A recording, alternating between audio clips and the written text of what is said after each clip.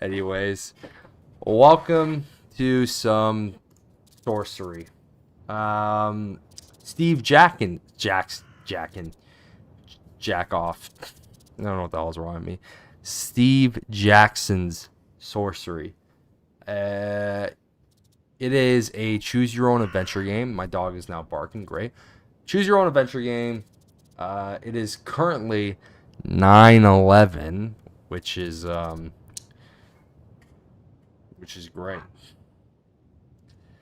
What is going on? Now my dog's freaking out. It's great. Probably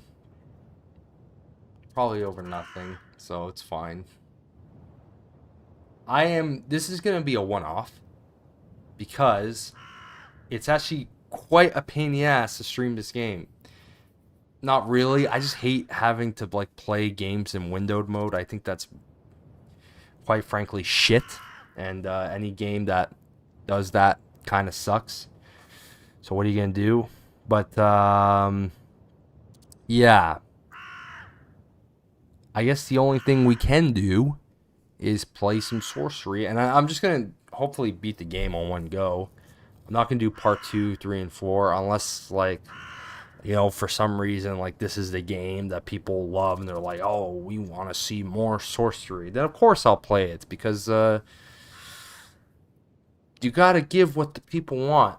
So yeah, it's the 24th year anniversary of 9/11. Playing sorcery. Something god awful happened yesterday, so that's dark and great. It's not great at all, but what are you gonna do? You gotta keep the mood high, right? You gotta stay positive. My freaking chair. Anyways, I did a tutorial. If I can zoom out, all these little red pips here is where my character's been, and I can actually rewind time to show you what I did. It's really just a tutorial, nothing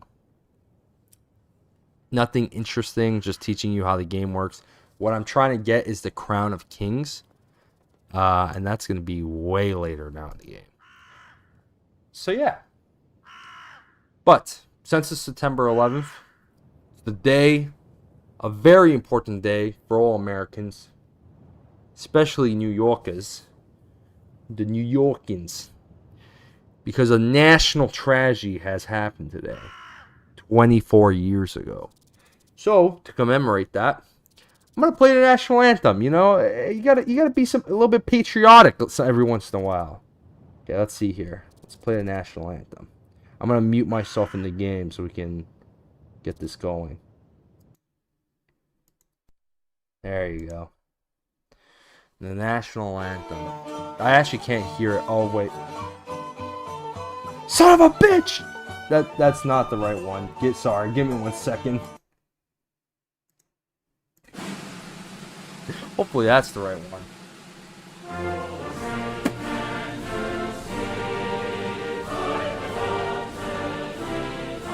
Drop my controller. Anyway, salute the flag, cocksuckers. Joey Diaz. God bless America. It's the only country where if you disagree with someone, for some reason it's acceptable to shoot them. So, what better, thing to build a country on than shooting people that you disagree with? That is the most important thing about the Second Amendment. It's to be used to destroy the First Amendment, apparently. And America, beautiful country. I shouldn't be joking about this. It's actually quite terrible what happened, but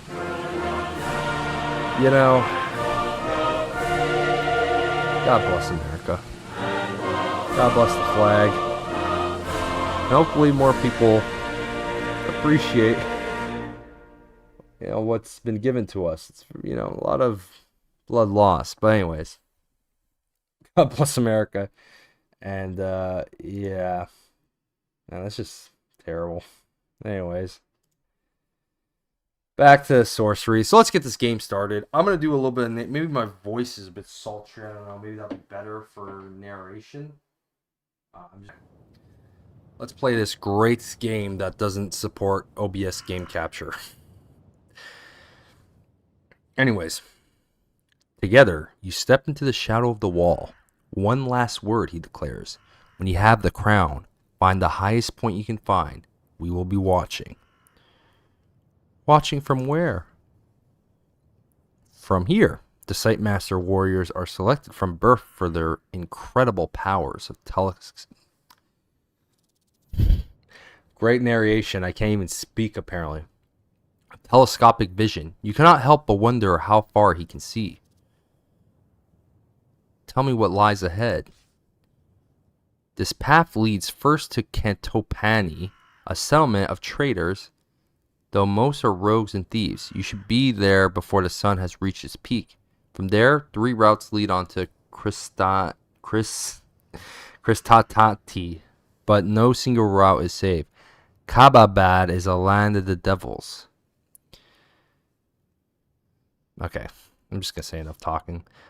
Enough talking, it is time to go. Striding away, you pass through the gate. The faces of the folk watching you departure reveal the hopes that rest on you and your quest. The early morning air is crisp, and the rising sun paints the slopes in shades of peaceful beauty, concealing the evil that lies ahead. Oh. You can also, like, draw a little route, which I think is kind of funny. You can really... really over-exaggerate how long your character runs, and he'll actually follow it, which I think is funny. Just seeing him do a little squiggle squaggle. Just go all the way around. Anyways, the path winds through slopes of wild scrubland. The countryside is deserted, and the eerie silence is broken only by the cawing of the occasional crow. There is a spell for hearing what they say, but you do not have the equipment it requires. The bird appears to pause in the air to examine you as they pass. They make you uneasy, as if you were an intruder in their presence. So that's probably a hint to get, like... Barely an hour beyond the wall, and the air begins to grow foul. The Shamutanti Hills are infested with the pestilence of the Baklands. It saps the energy from your body, leaving you feeling nauseous and weak. Cover my mouth, right? Oh, wow. You cover your mouth with your neck scarf, but it does no good. They warned you of this. You will grow accustomed to it the longer you are out here, but for the moment, you must be very careful. Your maximum stamina just decreased. You can see your stamina at the top of the screen. If this reaches 0, you'll be too tired to carry on. Stamina can be regained to the maximum by eating rations or resting.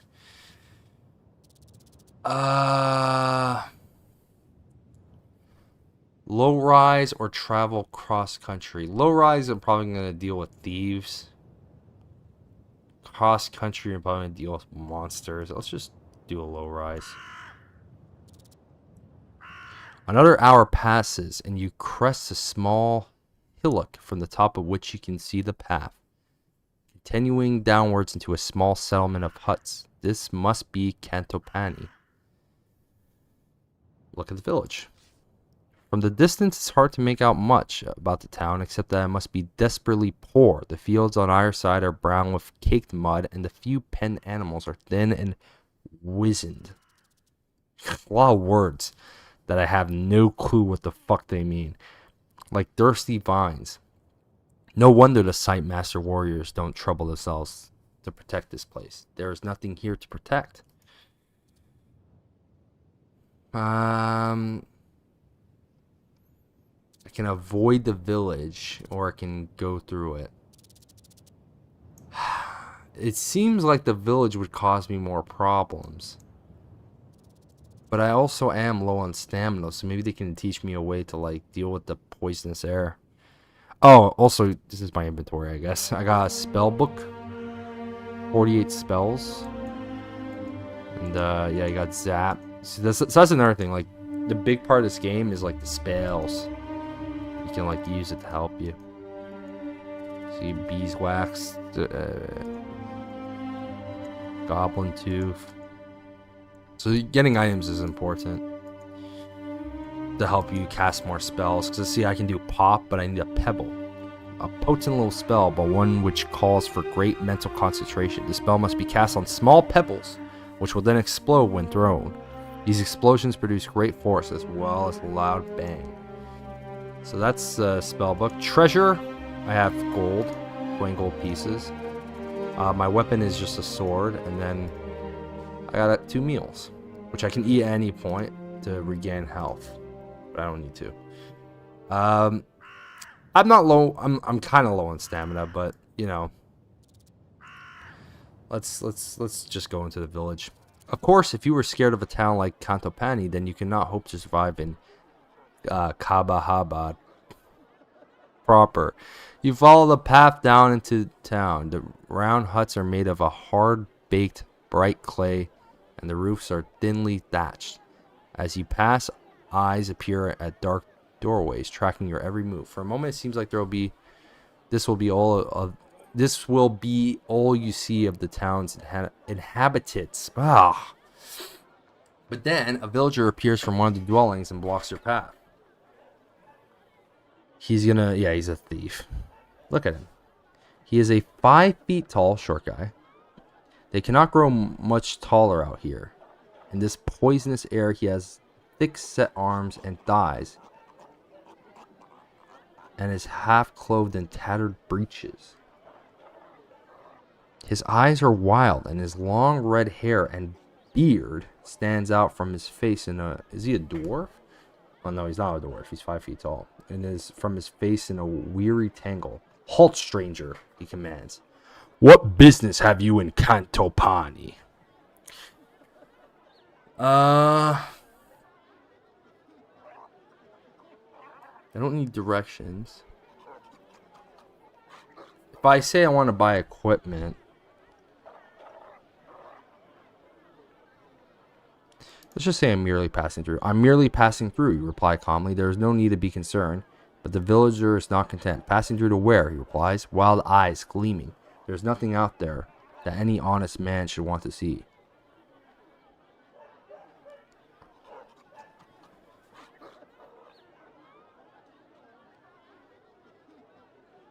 I'm on my way to Kharé, you say. I have myself never left this village, the man declares with pride, although I can tell you there are 2 paths ahead, but my advice is not free. You must have money on you. For 2 gold pieces, I'll tell you what I know.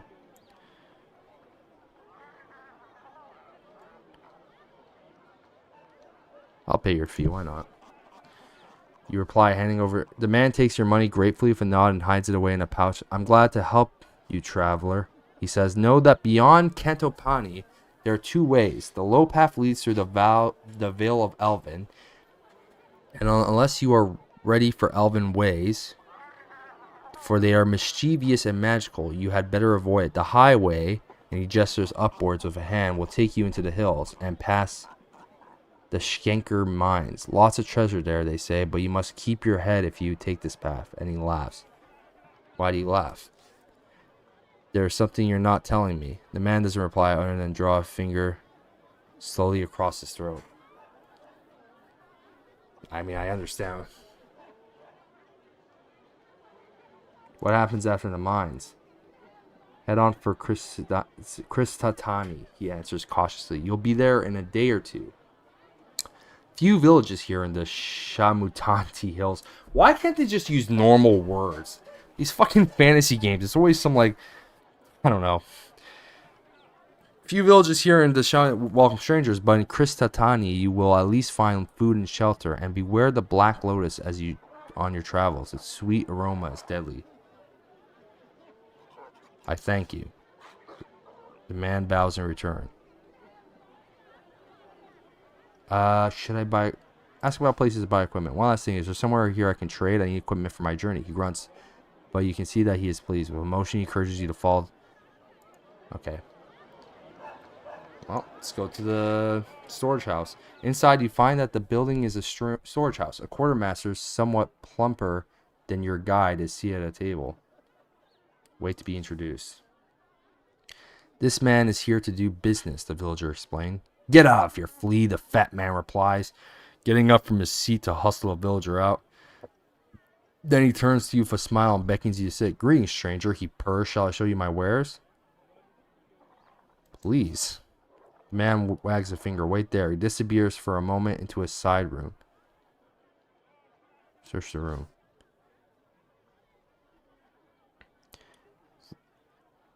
While the man is out of sight, you quickly rifle the nearby shelves, but find nothing except for a small vial of potion. I could steal it, but I won't because I don't want to. You leave it where it is. There's no way of telling what the vial might contain after all.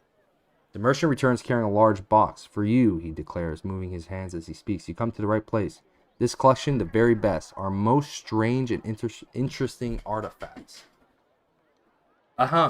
Collected from other travelers who have come this way. He begins to lay the items out in front of you, treating each with great care. You have 18 gold pieces to spend, but is there anything here you'd want to buy? A scorpion, apparently now. Can I look at my inventory? Let's look at my spell.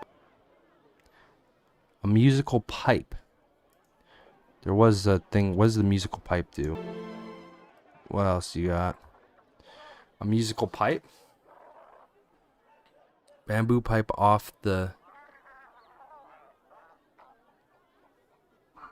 I can't promise you that it has any magic, but it may well cheer you up at night. Bamboo. Oh, it is exactly what I need. Bamboo flute. Let's just make sure it works, I guess. You place the pipe to your lips and blow. Yeah, I'll buy it. Well, how much is it? 3. Okay, buy the pipe. A jewel. 10 gold pieces. Closer at the jewel. It is clear, grassy. Dragon tears. Okay. Don't buy it. No, I will not take it.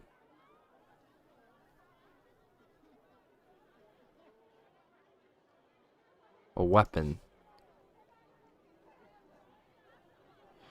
The merchant looks at you carefully, sizing up what kind of customer you are. The kind to place a newly bought dagger against his neck, or the kind to tip him for the quality of the blade. But however fearsome you aspect, his love of gold overcomes all other concerns.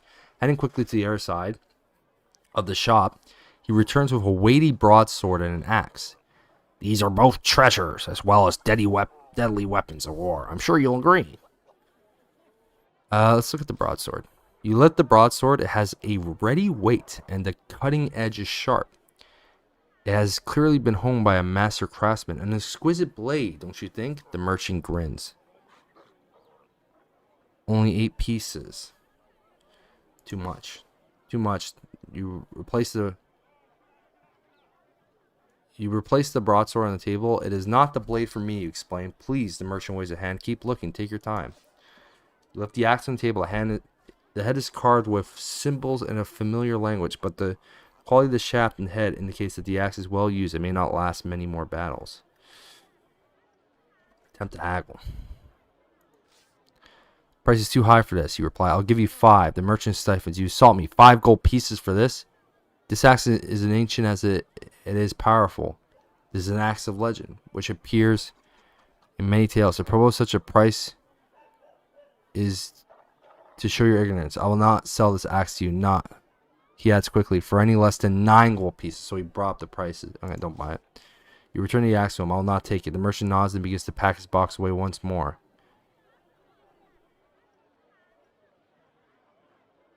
Okay, so he kicked me out. Interesting. That didn't go too well. Passing the outlying huts, you feel strangely uneasy and hissing from within. Then at the edge of the town, you pass a large boulder, and once 2 rough-cut villagers spring out with swords drawn. Bandits! 2 against 1, the first declares. You're lost, calls the other, so hand over your things. Come on, reason with them. I don't want any trouble, you declare. The first band edges forward, a sword tickling at your chest. Running you through, no trouble at all. The pack, defend myself. You draw yourself to your full height. You have mistaken me for someone else, you declare. I would like to give you a moment to reconsider, because I will kill you if I have to. The bandits growl and advance on you, one on either hand. Let's cast a spell. Gig.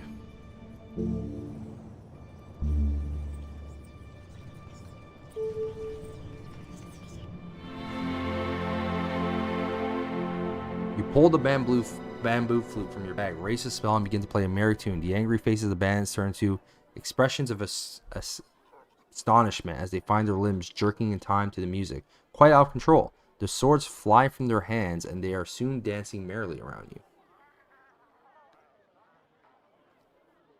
Lead them to the nearest pit in the ground.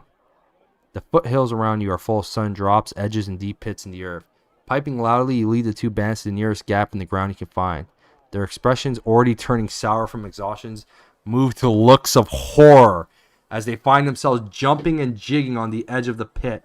Then with a final leap and clap, they disappear over the side. You put your murderous flute away and continue on your journey towards the hills. About half an hour later, you reach the start of the climb to the hills proper and continue upwards. Wow, that's dark.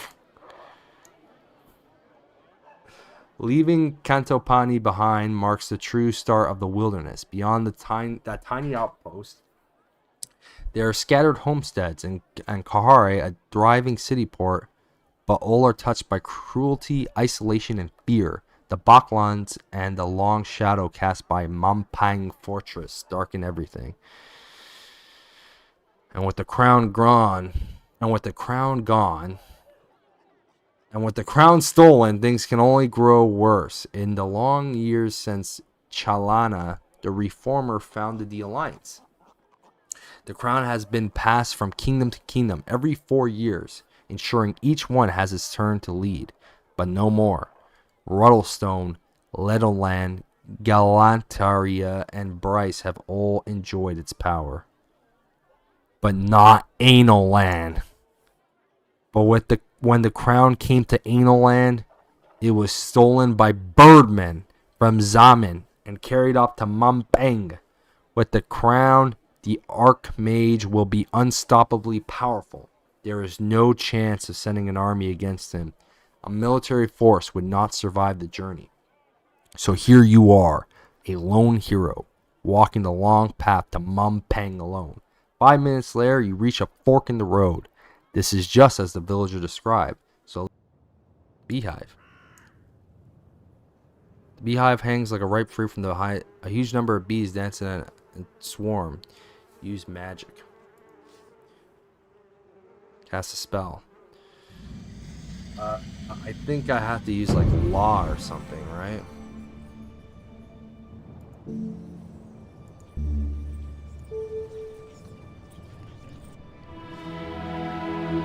cast a spell concentrating on the swarm that surrounds the beehive. You feel your mind taking control of theirs. Several hundred small consciousness falling under your will.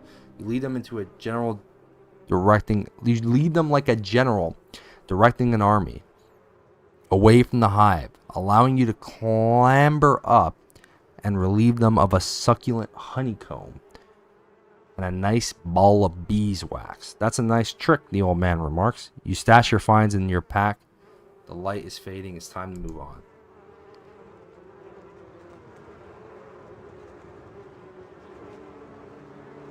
on. The low path, right?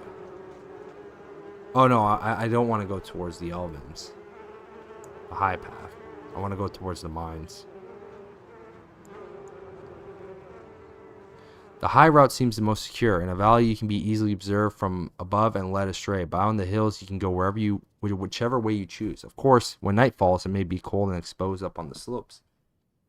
But no matter, this journey was never destined to be easy. You begin the climb, letting the cries from the tree fade quickly away. I mean, I wouldn't mind, whatever. The path winds upward into the hills and into the cover of a wood. The afternoon sun glints through the trees and plays tricks on your eyes. Every so often, you catch a glimpse of some strange-shaped animal or other watching you, only to find that it is the silhouette of branches and leaves caught at an odd angle. The text is very, like, wonky.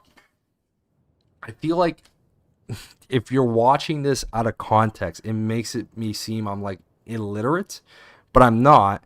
It's like the letter D in odd is, like, fucked up. I don't know why. Even, like, the word after. Why do they do it like this? After an hour's walk, you are starting to feel hungry. Look, even the period. The period's, like, fucked up. Stop and eat. You clamber to the top. They love the word clamber. That's the word of the day, I guess. You clamber to the top of a low stone dolmen. Then sit and pull out the sugary honeycomb and eat. While admiring the view down the hillside through a break in the trees, you feel better for your rest. Time to move on. You stand and put on your pack on which you had been sitting to prevent any creatures getting in or any of your things falling out. Then you return to the path. The climb continues with the path twisting this way and that. The air grows cold and the sun flickers on the horizon. Then sets, making it hard to see your way. But the moon is full, and when twilight is done, it will be bright once more. Okay, let's make camp. But to tire yourself out on the first day would be inauspicious. You settle down to make a camp for the night in a natural shelter provided by the roots of 3 gigantic intertwined trees. Your backpack will serve for a pillow and your cloak for a blanket. Before settling to sleep, you check through your pack. You have 2 rations left. I don't need to eat another meal. My stamina's fine. Settle down to sleep. You lay yourself out on the ground and are quickly asleep. The moon is full and high in the sky. When you next open your eyes, you feel warm and more cozy than you did before. As if wrapped in a gigantic blanket, there is a pain in your leg. Slowly you realize what is happening. A giant bat has settled on your chest and is feeding on your leg. Sweet Jesus. Can I do... What is this? Jump.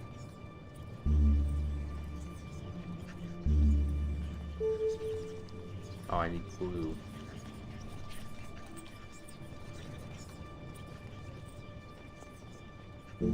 I can do jig again.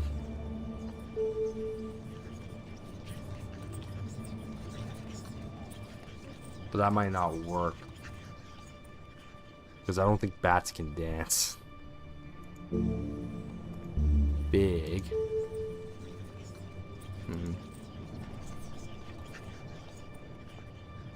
And then I can do law again, which would control... Ooh. That's kind of cool that you can still see the map. Law. That's 3 stamina.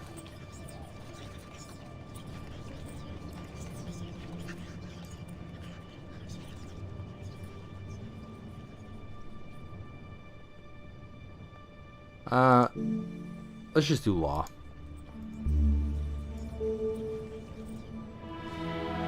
Complete the spell and the bat stiffens. It is responding to your mental commands. Order it to attack itself.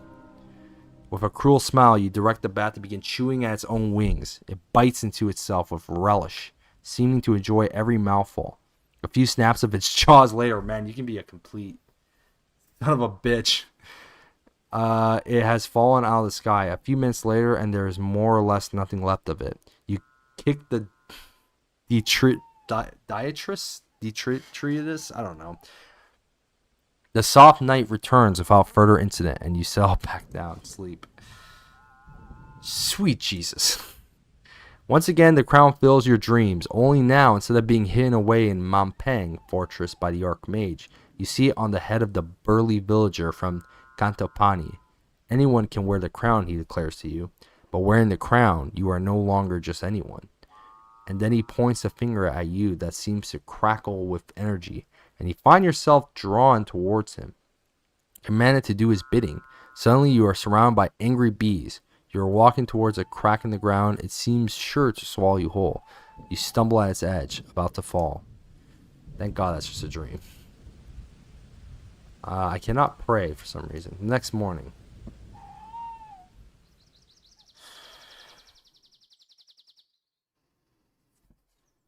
The second day of your journey begins in the morning cool. Still halfway between sleeping and walking, you feel the presence of your spirit, the Vixen. Vixen is a creature of high cunning and low morals. She will lie, cheat, swindle, and sidle her way out of trouble and to riches, always taking care to cover her trail.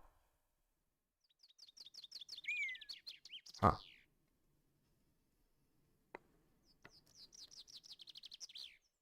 Its form has changed since you left Anal Land, just as you have changed, but it is still running beside you. In the temple, they taught you that a prayer to your spirit could heal disease, lift curses, often save you from certain death, but the spirits are not generous and decline to help often.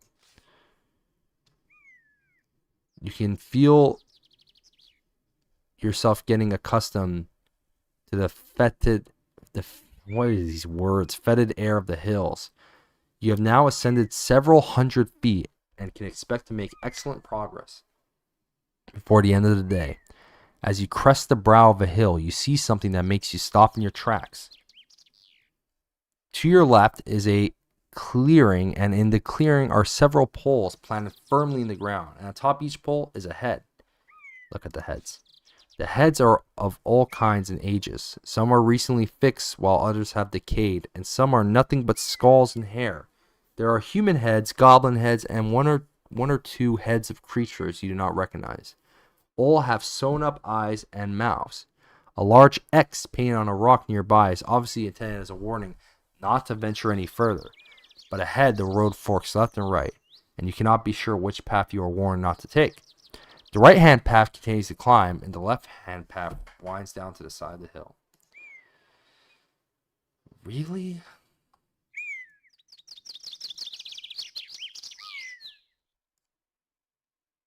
What? I'm assuming... No clue. Well, I can pray for healing. There you go. Let's see here. Should I climb or should I take the left path? Let's climb. The climb continues up to the next hill for several hours until you are not far from the top. Then the faint sound of bustling activity reaches you. Tramping feet, grunting voices, and the clanking of metal against rocks. There is something ahead, hidden by the ancient trees that line these slopes. Keep to the path.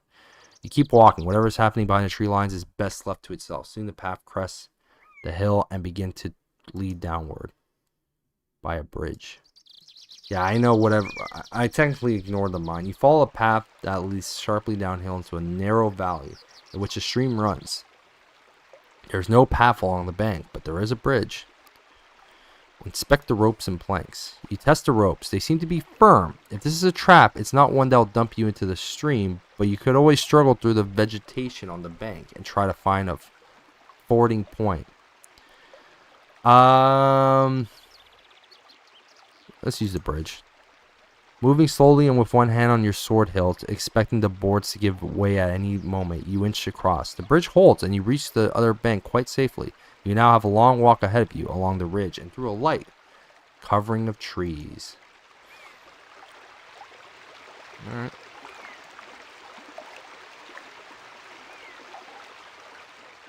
The path climbs up. The path climbs up again a low hill, covered over with thick bushes and shrubs that snags at your clothing. Halfway up, you hear a sound. Twigs breaking. Freeze. You freeze as a large creature the size of a bear emerges directly in front of you. It has black and white fur and a long, bushy tail that trails out behind. It growls menacingly. Try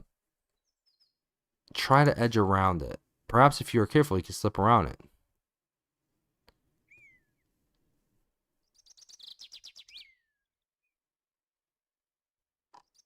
Let's go to the right.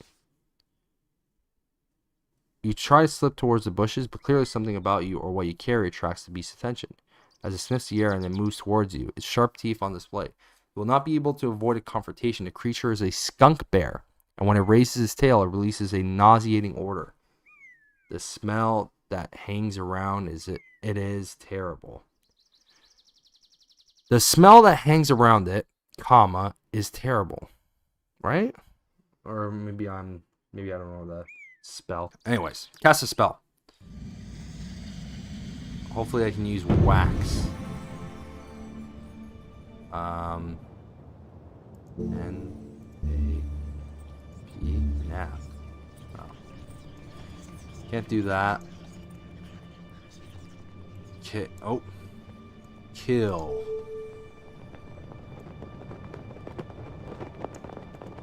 Okay, don't even know why it offered me that. 6. Oh. Sap. Oh. Cause depression. I know what 6 does. I don't know what depression would do in video. Law is just gonna make me control him, which I don't want to do because that's a lot of stamina. So let's just look at my spell book quickly. Sap.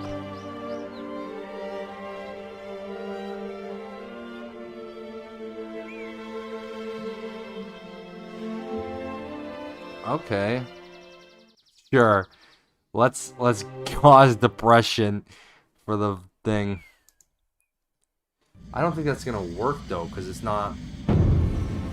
You know, I'm gonna do 6 because I'm pretty sure. Like, what are the odds of an animal? There you go. Cast a spell and in a flash, 5 replicas of yourself appear in front of the creature. The confused beast lurches forward to attack one of them, and you use the opportunity to escape, leaving your magic clones to fight your battle for you. Path leads down through another valley and back up another hill. 2 hours pass. Great. I have not had to fight. Just gonna do it. The sun is now just past its zenith, and everywhere a dusty heat rises from the baked earth. Begin to think about where you'll stay for the night. Another night sleeping out in the open would be best avoided, but then you see a small village set into the hill. Look at it. Smoke rises from the stacks. This must be Shamutanti. The houses are well set with stone at their bases and thatched roofs of grasses and thick leaves. There is unusually more than just the one street running through the center of town, but it is as though this place, once rich, has had its heart scooped away. Litter surrounds the buildings, and on the edge of the village are rows and rows of empty, abandoned houses. You continue your slow trudge along the path. So I can avoid the... I'll go through the village. Why not? You know, you're going to need to buy rations. You walk into the village. Young hill dwellers pass you and stare at your strange clothes. For the people. Their own attire is rough by comparison to your gear. They wear their hair long but piled up on their heads. These people are ghastly poor. The village is like a ghost town. Gear on the knife edge of the Bachlands. There's no... Good lord. Talk in an alehouse. Yeah, why not? They look terrible. Walking down the single road, you quickly find a hut with its front covering pulled wide open and the smell of brewed beer coming from inside. You go in. Several hill dwellers are here, talking roughly. When you enter, they watch you with understandable caution. The owner of the hut comes over to you. Welcome to Shamutanti, he declares. What do you want? Greet the owner. An evening's rest and a drink to wet my throat, you reply. Ale is 1 gold piece, he answers. Please sit. You go over to the table where the hill dwellers are. Well, sit with the oldest man. Turn your attention to the oldest man at the table. Whatever face he once had is lost in a labyrinth of wrinkles, and his skin is the color of tan hide from a lifetime in the beating sun. Greetings, old man. He raises his mug and salutes. Stranger. His face is gravely like the dusty dirt that lines the streets of his town. Where are you from? I come from an anal land. He nods. Not many has crossed through the Cantopani gate in our direction, if you know what I'm saying. I understand you. He grins and picks his teeth with a fingernail. They say there is a war coming, something to do with a crown. A crown? You ask cautiously. The crown of kings, he says. They say it's how a leader leads. Without the crown on your head, no one will follow you. The crown can raise an army from the farmyard or command a population to walk into the sea. He shakes his head. Sounds like a bad idea if you ask me. But if someone's got to wear it, I'd rather they were in Anal Land than Mampang. You sip your beer. The old man exchanges glances with the younger man sitting opposite.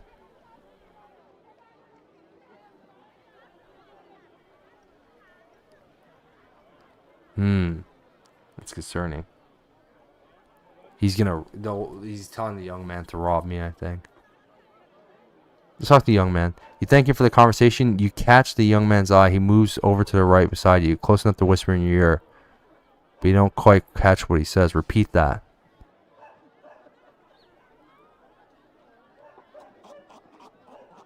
Snot cats.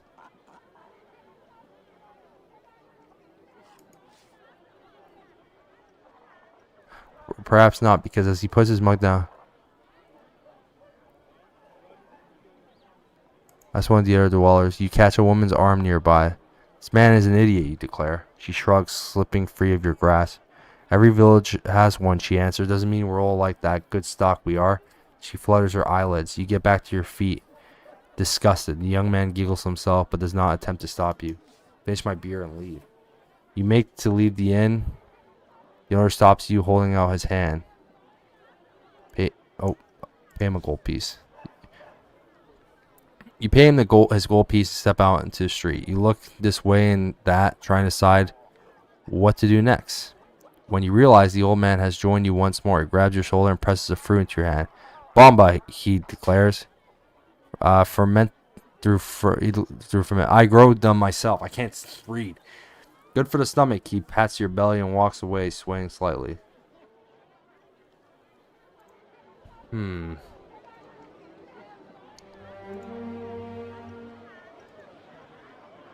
at the fruit. You turn the old man's gift over in your hands. Is a thick rind fruit that keeps well and will be highly nourishing when you decide to eat it. Its only a drawback is its incredible weight. It is now evening and time to sleep. Did I get another ration? That weird sound. I did. Okay. Find an inn. You stop at a passerby and ask for an inn. They lead you there directly. The woman who runs the place stands in the doorway with her arms folded. Are you from the king? She demands. No, I am a mere traveler. The woman narrows her eyes at you. This is a guest house, the best in Kristatani. Only guests stay, and any guest of mine knows it costs me 3 gold to host a man overnight and 2 to feed him, but it's all between friends.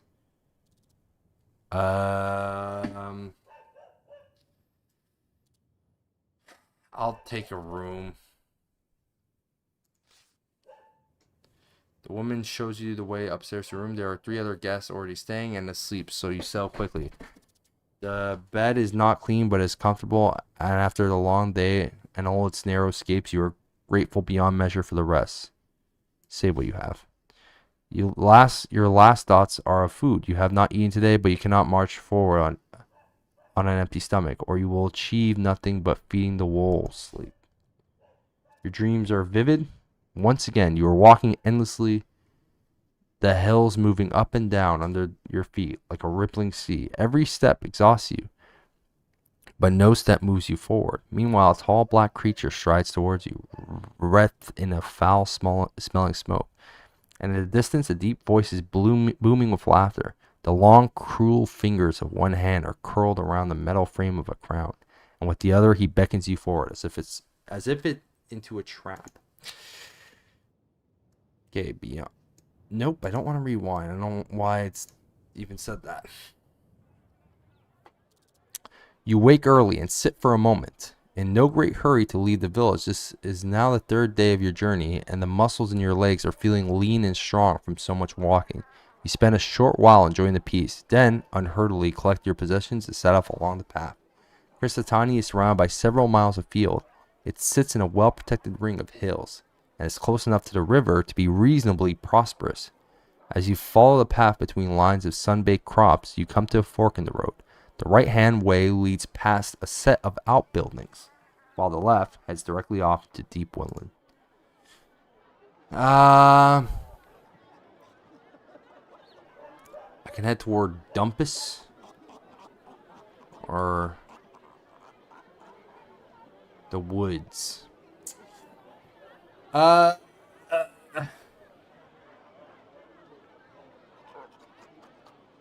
trying to head here.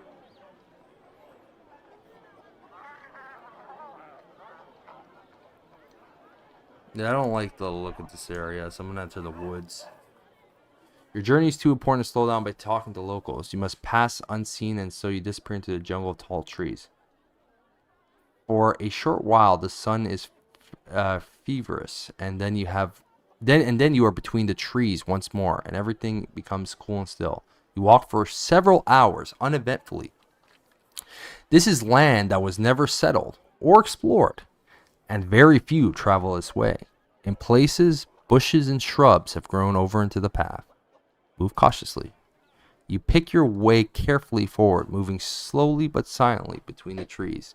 If there are any beasts nearby, you should be able to wring their necks without them hearing you approach. Then you come to a fork in the road, still deep in the forest. Okay. I probably should have went the other way. But, you never know.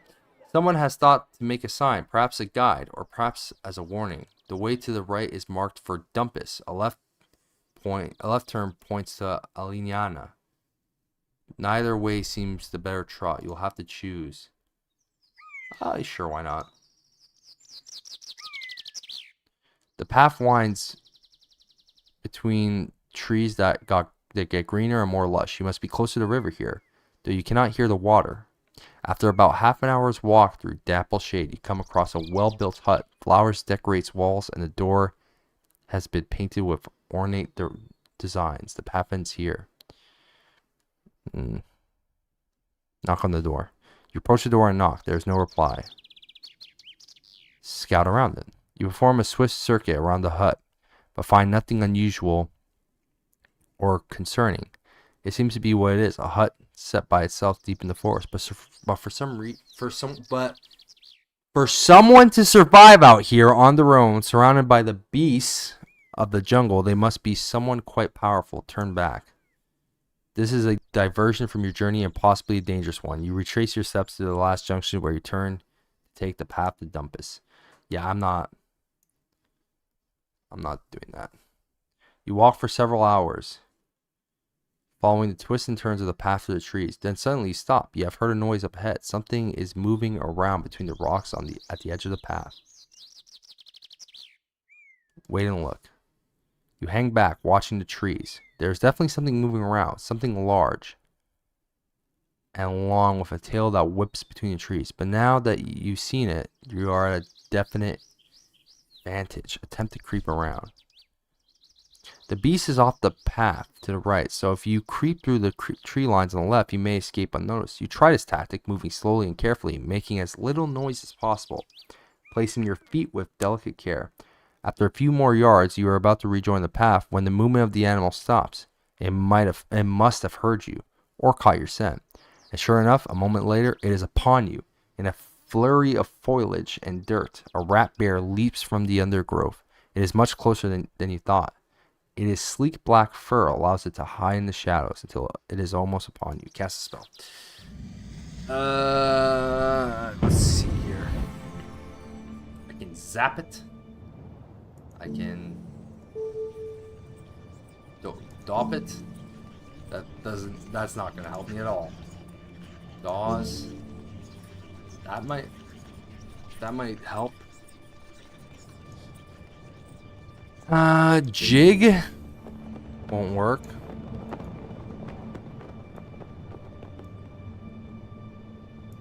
I can do law, but that costs 3, which is kind of a lot.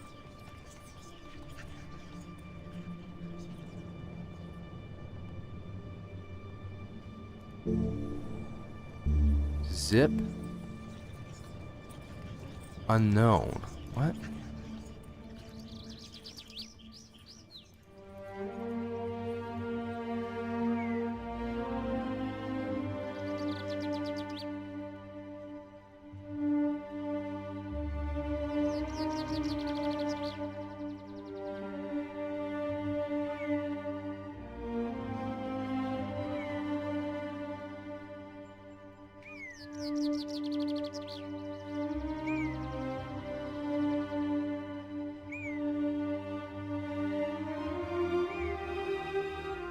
Is that the same spell?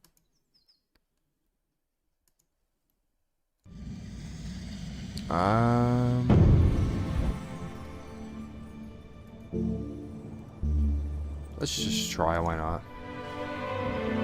Try to bind the enchantment, but you are missing an item that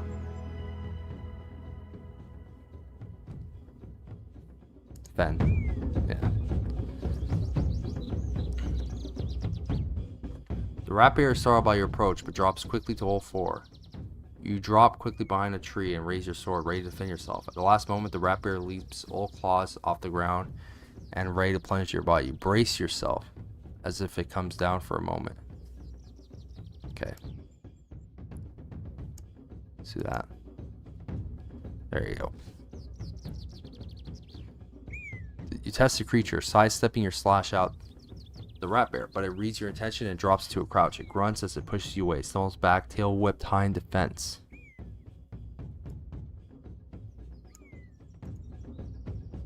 There you go. Just do a couple of hits. Fainting left, you slice at the rat bear, but it knocks you aside with a paw.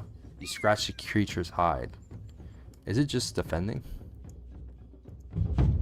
Oh. Shit.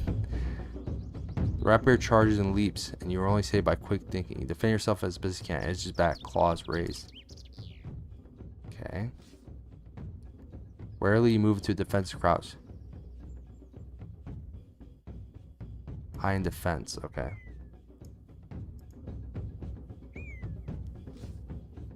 You test the creature. Quick as a flash, you slash the rat bear, but it has guessed your move and raises its claws to protect itself.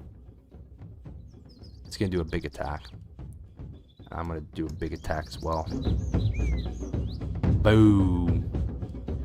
Rushing forward, you charge at the rat bear, catching it a light blow. Light plays through the trees, and for a moment the true extent of the rat bear's injury is revealed. It squeaks and snuffles, standing upon its hind legs. So, big attack? Fuck. Man, it's hard to, like, figure out. You find yourself grasping for bet. Ah, man. Yeah. Warily, you move into the defense.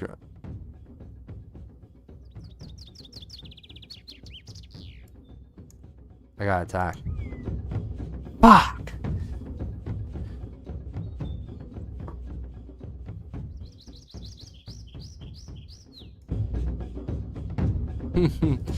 Man.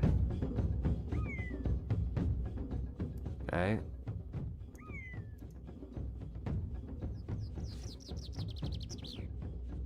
Okay. There we go. Jeez. Shameful. Oh, man, I'm dead. I really need to eat. The path winds a few more times around gigantic trees, thousands of years old, and then emerges onto a sun plain, as if the forest has been scooped away by a gigantic hand. The river trickles thinly between short grasses, and by its banks stands a tiny village. I cannot pray, right? Oh, I can! God, I need to pray like a while ago. Jeez. Enter the village. Today has been mercifully short and uneventful. You have made some excellent progress. With a decent meal and a night's sleep, your next day will start auspiciously. Another word they like to use. So you begin the gentle climb down to the village. You follow the path down to the village, passing a sign which declares it to be Dumpus. The streets are thin and narrow, and the buildings have been set close together as if trying to withstand a storm. There is a terrible smell hanging in the air. All in all, it seems an unpleasant place. Just explore the town. Halfway across the track, you come across a couple of merchant huts. You browse for items worth buying with your 11 gold pieces. Your attention is taken by a finely woven skull cap, a finely crafted sword, and a small bag of provisions. Thank you for coming by. Thank you for watching. I'm not going to be finishing this game because I'll be honest, it's kind of frustrating to stream. So that'll be that. But yeah, thank you for watching, and I hope you have a good day. Bye-bye.